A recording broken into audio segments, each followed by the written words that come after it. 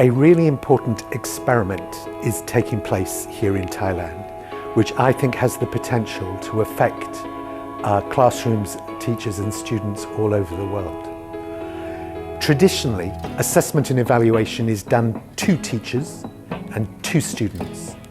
But what we're developing with the OECD and PILA is a system by which teachers and pupils are empowered to take control of evaluation and assessment in their classrooms. To do this, they need to be thoroughly trained in formative assessment techniques and in the digital instruments that they can potentially use, so that they can plan assessments according to their needs in their classroom, to monitor the skills and behaviours that they think are the priority in the next phase of their learning. And because they get information back in a timely fashion, can plan the next day lessons that address the issues that have been pointed out by the assessment methods that they have been using. In no other country are teachers so much at the centre of evaluation and assessment.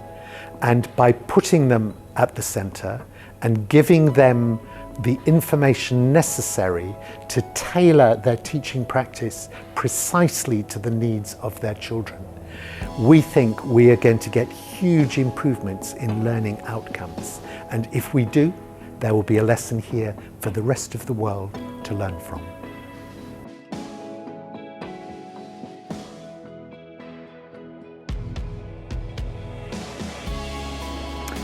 PILA has changed the world of assessment by shifting the focus from knowledge reproduction to competencies, or the ability to use knowledge, attitudes and skills to solve real-life problems. Many education systems around the world have benefit from PISA because it provides a snapshot of how the whole population of students is doing every 3 or 4 years. With PILA, the OECD is bringing the power of innovative assessment of competencies in the hands of the teachers, who can assess whenever they want their students on important life skills, so that they can adapt their instruction and provide support to each individual student so that he or she can learn better. Let me tell you briefly how PILA works. Teachers log in to their accounts, and then they can browse and select from a large library of material the content they work their students on.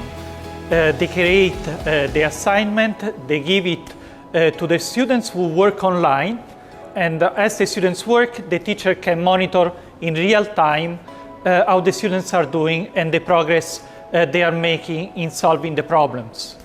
In PILA, we don't only provide information to the teachers on whether the students were able to solve a task or not, but we provide comprehensive information on the whole process of solving problems and learning. So, for example, we are giving information to the teachers on how many attempts the students made to solve the problems, how persistent they have been, which strategy they use, and also what are the typical mistakes that the students have been doing. And all this information is very useful for the teachers to really understand whether their students have absorbed and can master the content of instruction. And they can also use this information for classroom discussion.